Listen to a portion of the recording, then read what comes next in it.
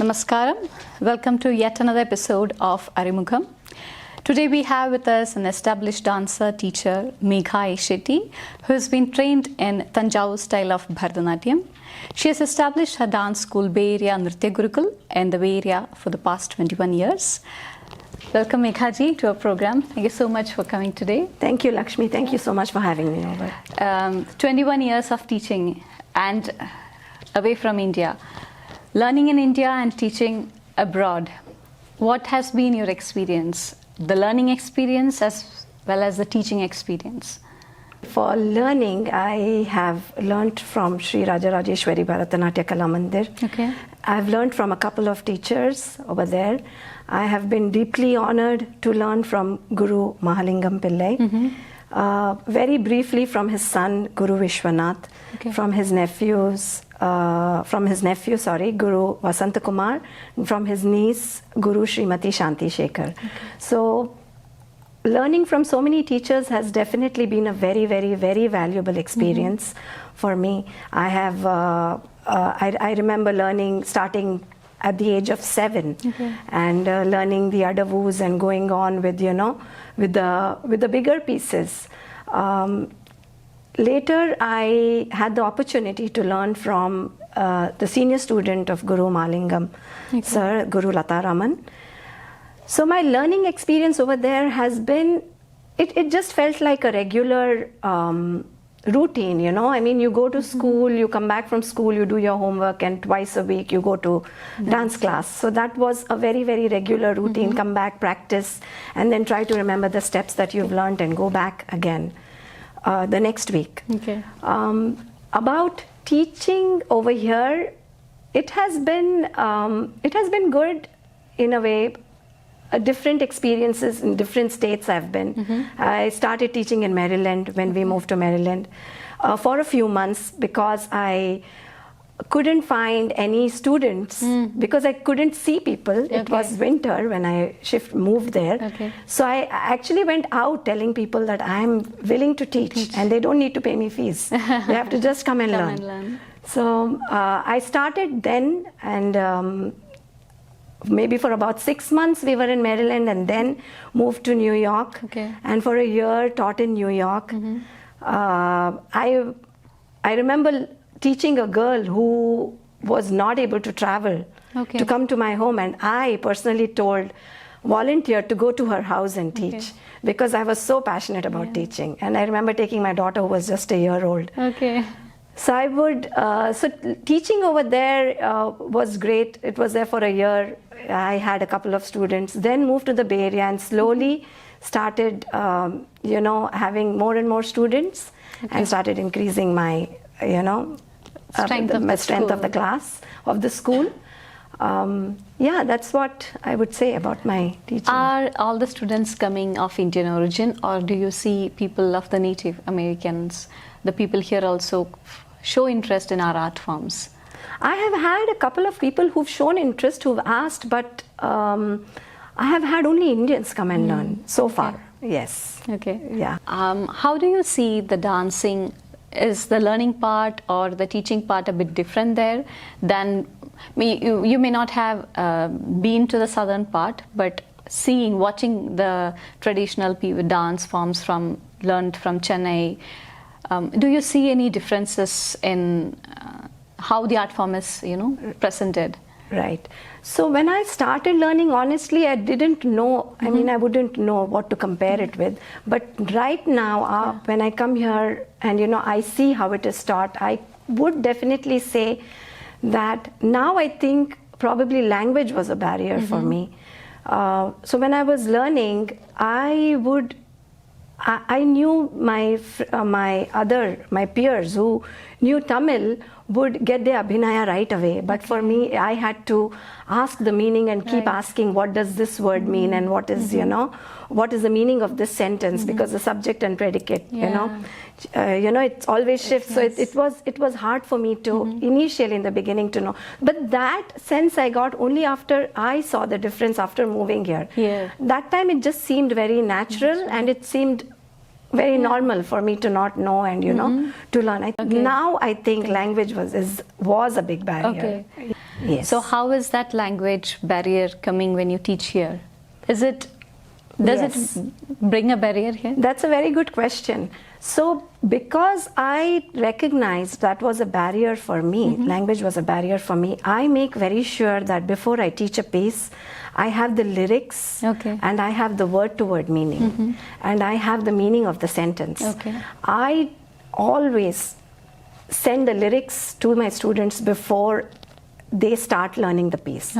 So they know what every word means and what bhava, what hand gestures, what hastas they need to use for every word. So that is how I have tried to deal with this with my students.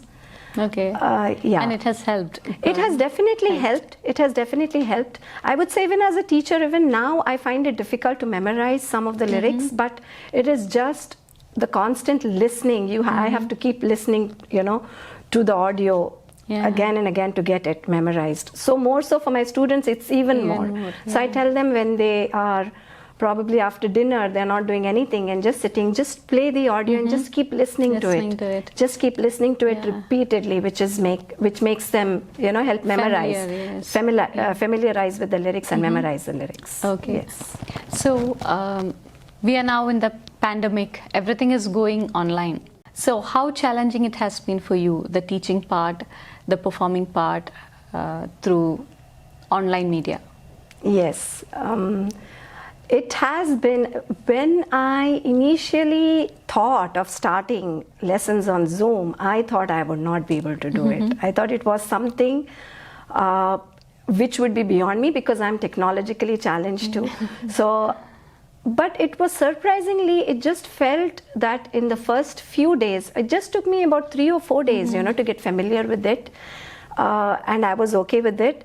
And more importantly, the students were even more comfortable with it because they had already had an experience. with online learning, online classes and learning. It definitely has been a challenge in terms of sometimes you're not able to see the student completely from head to toe because they don't have a spacious room, or they don't have their parents are working in some room where they cannot dance in spite of all of this, they have still continued to learn. Probably they wouldn't have, in the safety of their own homes. Some challenges I did have in the beginning, which was like, all of the students talking at the same time, right? I mean, that is a challenge. You don't know.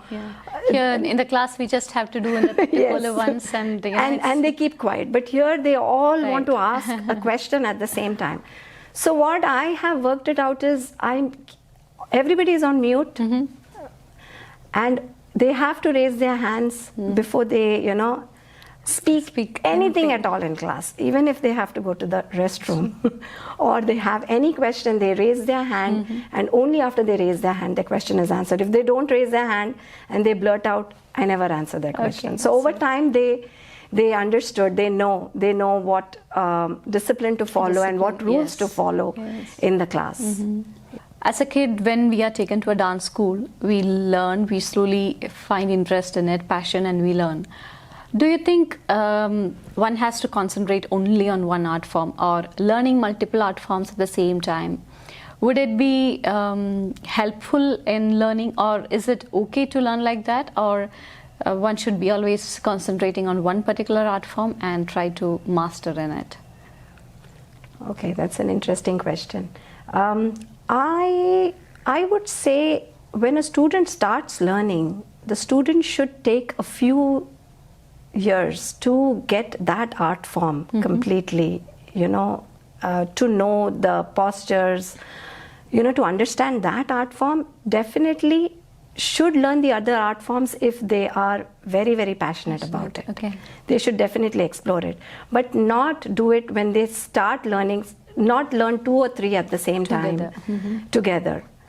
Do you encourage your kids to follow only the Tanjore style of dancing, or if they just want to learn something from a very, big personality dancer whom they have been always wanted to at least, get to work with, And if it is a different style from yours, how would you take it? Is it okay for them to have that experience of learning from a different teacher for once, or you think it would get mixed up with the style they have been learning so far?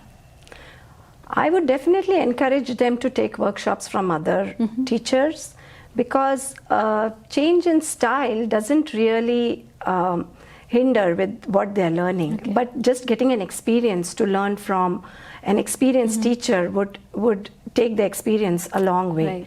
So definitely there would be some adavus that are done differently. Rajarajeshwari or Tanjavur does a specific step differently. Kalakshetra would do a specific step differently.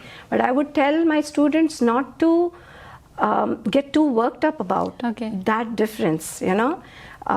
Just take the most of what you have, what you get from learning, from, you know, because you don't get these opportunities every time. Right. Yes, and definitely I do spread the word whenever there is a workshop, and would definitely encourage my students to, you know, take more from this, and you know, it's an invaluable experience for them. How important it is for a student to also experience as a viewer, to watch dance forms, not just their dance form, other art forms as well. As an audience, they won't be able to adapt to the steps or anything, but there will be something as a whole experience they learn from it. So how important it is to watch as much as you dance? There are some nuances that you would have been missing when you practice, and you can only see that when you're sitting and just watching someone else do it. It is definitely, I encourage my students to watch some of the pieces. Say if they're learning Krishna Ni Begane Baro, so if they're learning that, they would do it in a certain way, but they probably may not get the abhinaya as they should, you know, looking for Krishna or the mother's love. So definitely I would look up at videos and I would ask them, look at this dancer, how she's doing, how she has the, because for kids it's hard to get an expression of how a mother would look for her child or how a mother would call her child, right? It's hard for them to relate. But when they look at someone other than me, you know, because they've been seeing me, so it's the same, right? So but when they see an experienced dancer doing that, they probably may feel more motivated, more encouraged, may learn a lot from that. So definitely I would say it's really important for them to watch as much as they practice. We used to prepare so much for a stage program. The costume, ornaments, makeup, it is all not so important with the online media. You just share your art and people are ready to watch it. Especially your family so far away, everybody can access your art form. So how challenging it has been to organize or coordinate with your students to perform online? Yeah, pros and cons of online and you know, in-person performance, I would say, is definitely there. You would miss the experience of having a live audience in front of you when you are having a virtual performance. Having said that, I think it is really important to know that the students have still had the opportunity to continue learning and still perform. I think it's the process that is important, because the minute you say you have to perform here, they perform online or in person, it doesn't matter, they practice. And it is the process that is really, really important, because it's that practice that takes them one step ahead. You know, there is an elevation in their performance. So definitely my students have had their annual performance virtually, because we couldn't have it in person last year. But that annual performance, they were so excited for it, even though they knew it was virtual. They were practicing so much. They would send me videos. I have them send me their videos every week. Every class, every student sends me whatever they learn, Adavu or any piece they learn. They send me their video, and I give catch up. Yes, there's a lot to catch up. But then it really helps me understand if the student has understood the step. Definitely this online medium has helped them a lot, not only in learning but also with performances. According to you, the importance of Arangetram, is it really necessary for a student, or how would it help them, you know, pursue their journey forward? How would it enrich them with experience, the Arangetram? Okay. Arangetram is definitely a very enriching experience for sure. I see many people want to do the Arangetram because they want to get into good schools and good colleges, you know, for their applications. So when parents ask me that, I tell them that I don't know if it's really going to help you with the application, but you should do it only if your child or if your daughter is passionate about it and really wants to do it. So what I've seen is with an Arangetram, definitely the confidence of a dancer goes up a lot because they reach to that stage only with so much of practice and that experience to be dancing with live. Arangetram does definitely, having said that, does teach them discipline and dedication and teaches them focus. So for sure, I would encourage students to have the Arangetram, but only if they feel passionate about it. So while you were doing Arangetram for your school, would musicians come from India to accompany the dancer, or it's the local artist in Bay Area? I have felt very fortunate that I have you know, the music artists from the local area itself.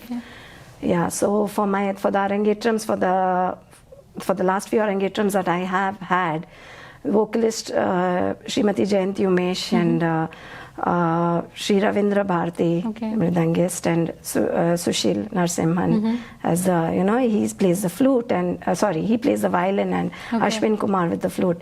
So I have had local artists, which has helped us so far. What do you think about this platform where we are gathering the Bay Area teachers and bringing them outside to the world for them to know about, you know, all the artists, various art forms available in the Bay Area? And also, how do people who would like to learn Bharatanatyam with you contact you? Could you please share the details? Of course. Thank you. Thank you, Lakshmi, first of all, for this humbling opportunity. I would like to thank Shanmukha Theaters and Ryan Anna for you know, getting us all the dance teachers here together, you know, under the same roof and sharing our experience. We've had many opportunities from them, and I look forward for my students to perform in the future and, you know, take this incredible opportunity. To contact me, we have a Facebook page, Bay Area Nritya Gurukul. Please do visit that, or we have a website too, bayareanrityagurukul.com again. And if you need my phone number, you could please approach Shanmukha Theaters. We usually accept students 6 years and above, and definitely even adults are encouraged to learn this art form. I would say better late than never. So dancing is a shortcut to happiness. So I agree. do join. Thank you so much. Thank you.